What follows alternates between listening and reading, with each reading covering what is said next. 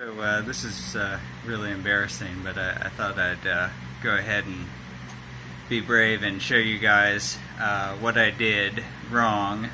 I was replacing the transmission in this car, and after I got it in, I heard a squeal, and you could drive it, but it just sounded like metal scraping on metal, and I thought, oh well, maybe the new clutch packs are scraping or something, they'll wear down. Well, something wore down alright, but anyway, here is what was making that noise.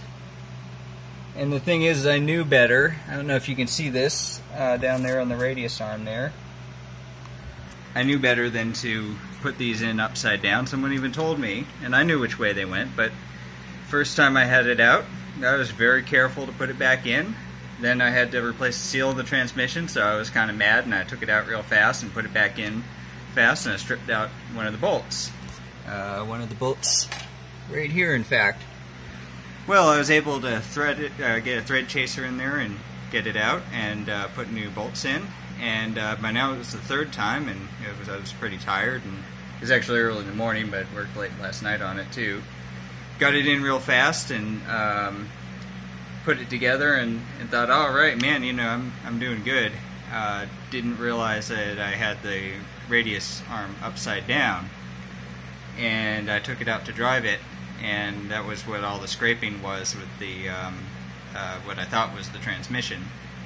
And then the alternator belt broke, and I checked the alternator and it was fine, and I checked the air conditioner and it was fine. Turned out something was holding the belt in place, and that just doesn't make any sense because there's only two places where the belt goes aside from the crankshaft pulley. Well, in fact, it was being held on here, right here, on that mess of metal and rubber there on the radius rod, and it was actually in fact being held in place while the engine spun. And that would explain why the engine kept stalling. So if you guys ever have that happen to you, this is probably what it is. Also, this part right here, this outer thing, I don't know if you can see that very well, on the outer ring of the crankshaft pulley, that part fell off of my other car. It just straight up fell off. I was driving one day and it fell off. And that car, I'm pretty sure, doesn't have the radius rods upside down, but you know, maybe somebody put them in upside down once like I did on this and damaged it, or maybe whenever it took a nosedive when I was going over a bump or something, it ran down like that.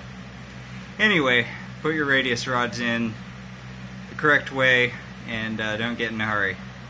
Stay dirty.